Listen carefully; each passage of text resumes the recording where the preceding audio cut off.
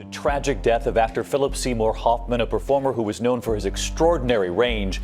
He was also known for his honesty about the struggles he faced away from the public eye. Tonight, investigators at his home after what they believe was a heroin overdose. It's a sad truth that the brightest stars in the sky often burn out the fastest. Think of the many greats we've lost too soon, not just in Hollywood, but all throughout history. Genius, brilliance, and creativity all snuffed out before their time. And then there's the question that haunts us. Why does it always seem like the greatest talents, the ones who leave us in awe with their work, often end up lost to drugs, alcohol, or some other dark force? Take a moment to think about some of the names we'll never forget. Heath Ledger, Robin Williams, and yes, Philip Seymour Hoffman. These are people who were masters of their craft, who gave us unforgettable performances and made us laugh, cry, and think. Yet their stories are riddled with pain, their struggles hidden behind their on-screen personas. And when we think about why this happens, why such brilliant, talented people often seem to go off the rails, it's easy to point fingers. Some blame the pressures of Hollywood, the toxic environment, the easy access to substance, or the constant stress of trying to stay on top. But maybe there's something deeper. Maybe, just maybe, it's the individuals themselves, the way their minds work, their inner battles that make them so uniquely gifted and yet so tragically vulnerable. When we talk about Philip Seymour Hoffman, we don't always picture the typical Hollywood leading man. He wasn't built like Brad Pitt with the chiseled jawline and movie star charm, or Tom Cruise with the high-flying stunts and action-packed roles. But what Hoffman had was something far more valuable, a depth that few actors could match, a mastery of his craft that earned him respect not just from audiences, but from his fellow actors too. Philip Seymour Hoffman was the kind of actor who didn't just act, he became the character, whether he was playing a charming con artist in The Talented Mr. Ripley or the conflicted author Truman Capote. Hoffman had this rare ability to disappear into his roles. He didn't need flashy action scenes or fancy wardrobe. He had something far more compelling: his presence. When Hoffman was on screen, you couldn't look away. You couldn't help but be mesmerized by the complexity and vulnerability he brought to his characters. And even though he wasn't the typical leading man, he was, without a doubt, a force in the industry. But there's another side to this story, one that doesn't often get told. Hoffman's brilliance didn't come without its price. Behind the scenes, he was struggling with addiction. His battle with drugs and alcohol became public, but it was only after it was too late that we fully understood the extent of his demons. You don't drink? No, I don't. In fact, you went into rehab at a fairly early age. That's 25. Yeah, I did. I went, I got sober, I was 22 years old. Yeah. So this was drugs or alcohol or both? Yes, all that stuff, yeah. Is anything I can get my hands on.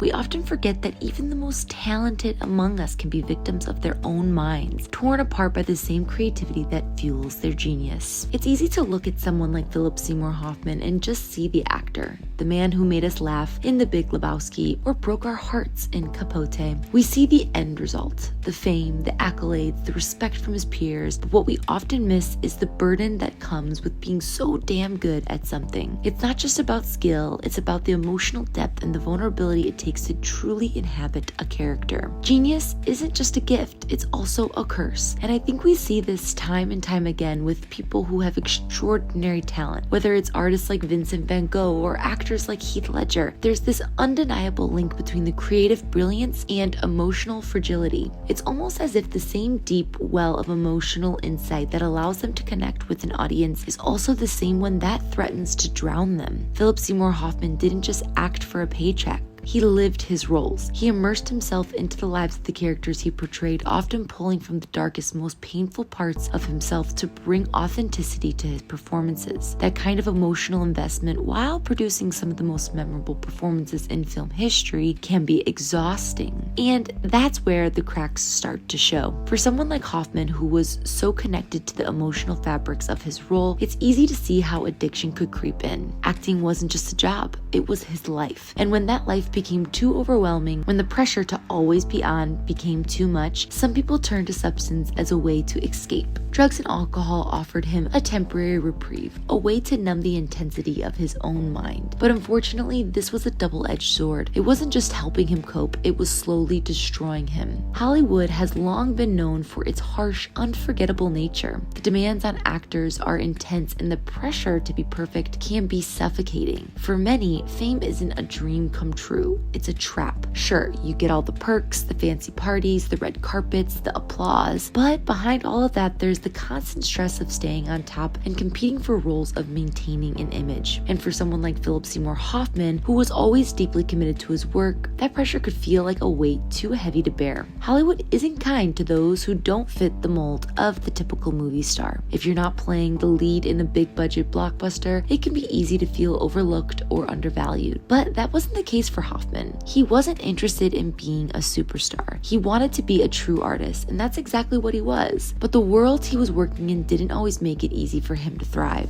Addiction was always present in Hollywood, lurking in the background. The pressures of the industry combined with the easy access to drugs and alcohol created a perfect storm for many actors, including Hoffman. He wasn't immune. At first, he was able to keep his demons at bay, but the deeper he got into his career, the more difficult it became to maintain control. Fame and success in Hollywood can feel intoxicating, and for someone like Hoffman, who often battled with his own insecurities, it wasn't long before the pressures of the industry took their toll. The story of Hoffman's addiction is a tragic one, but it's an unfamiliar one. Addiction doesn't care who you are or what you've accomplished. It takes you bit by bit until there's nothing left. And for Hoffman, it wasn't a sudden fall. It was a slow, steady spiral. Hoffman first sought treatment for substance abuse in his 20s. He battled with addiction throughout his career and had periods of sobriety, but eventually he relapsed. His death in 2014 from a heroin overdose was a shock to the world, but for those who knew him well, it wasn't entirely unexpected.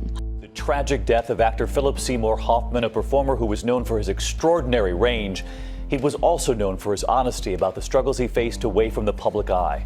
Tonight, investigators at his home after what they believe was a heroin overdose. Hoffman's struggles with addiction were well known among friends and family, but his refusal to speak publicly about it made it all more tragic. Addiction doesn't just affect the person using, it destroys everything around them. Relationships break down, trust is shattered, and in the end, even the person themselves can be unrecognizable. For someone like Hoffman, who had spent so much time trying to connect with others through his art, the isolation that addiction brought must have been unbearable. Hoffman's final days were tragically marked by a series of unsettling moments that revealed just how deep his struggles with addiction had once again consumed him. On the surface, everything seemed fine in the hours leading up to his death as he went through his usual routines, but beneath the surface, Hoffman was spiraling. The actor, who had long struggled with substance abuse, had spent years sober after an initial stint in rehab at the young age of 22. However, like so many who battled addiction, the demons never truly disappear. Hoffman had relapsed several times, and his substance abuse, which started with alcohol and eventually escalated to prescription pills and heroin, became a lurking shadow in his otherwise brilliant career. His death on February 2nd, 2014 was the tragic accumulation of a battle that was very much ongoing. Hoffman's final hours were strangely ordinary at first. On the morning of his death, he visited his regular spot, the chocolate bar on 8th Avenue, where he ordered his usual drink, a 4-shot espresso over ice with a splash of milk. According to the manager, Jonathan Hansen, Hoffman seemed in good spirits that morning, appearing perfectly fine and even happy. For those who saw him that day, it was hard to imagine that just hours later he would be gone. He had even met up with his ex-partner, Mimi O'Donnell, who, by the afternoon, noted that he seemed high. This was a troubling sign, as Hoffman had been sober for several years. Around 2 p.m., Hoffman ran into O'Donnell in the street, and she immediately recognized that something was wrong. He seemed off, distant, and not himself. This meeting between the two of them marked the beginning of a darker turn in his final day. Just a few hours later, Hoffman was seen on Greenwich Street by his close friends, including his longtime collaborator, executive producer Paul Pabst. and his wife. According to Paul, Hoffman appeared to be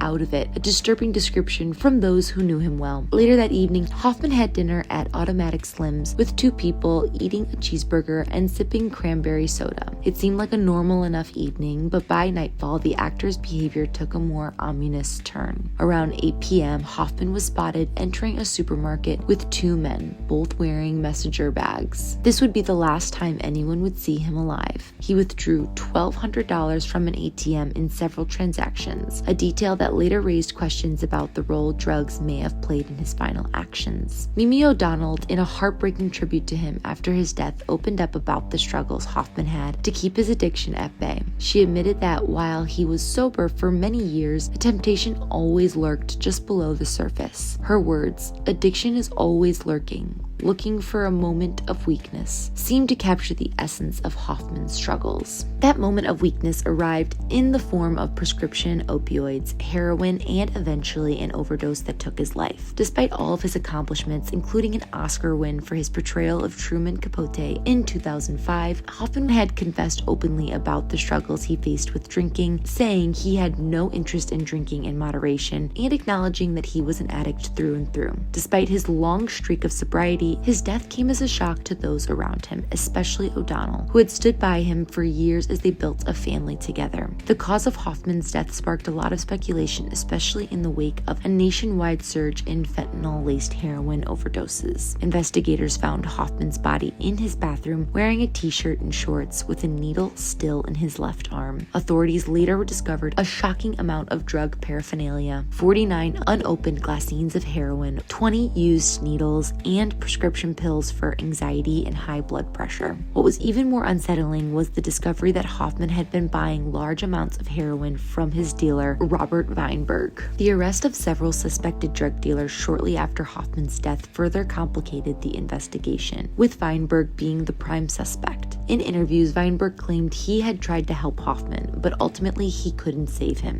Hoffman's death wasn't just a personal tragedy, it also prompted a national conversation about addiction. Hoffman had everything: talent, success, love, and family, but none of it was enough to save him from his own demons. Despite the tragic end to his story, Philip Seymour Hoffman's legacy remains. He was one of the greatest actors of his generation, a man whose commitment to his craft set him apart. His roles weren't just performances, they were revelations. He gave us a glimpse into the human condition in a way few actors could. And while it's easy to focus on the way he died, we should also remember the way he lived. He lived for his art. He gave us pieces of himself with every performance, showing us the true talent doesn't come from playing it safe. It comes from taking risks, diving deep into the darkness, and finding the humanity in every character. Thank you so much for watching, and if you liked this video, please like and subscribe, and we will catch you on the next one.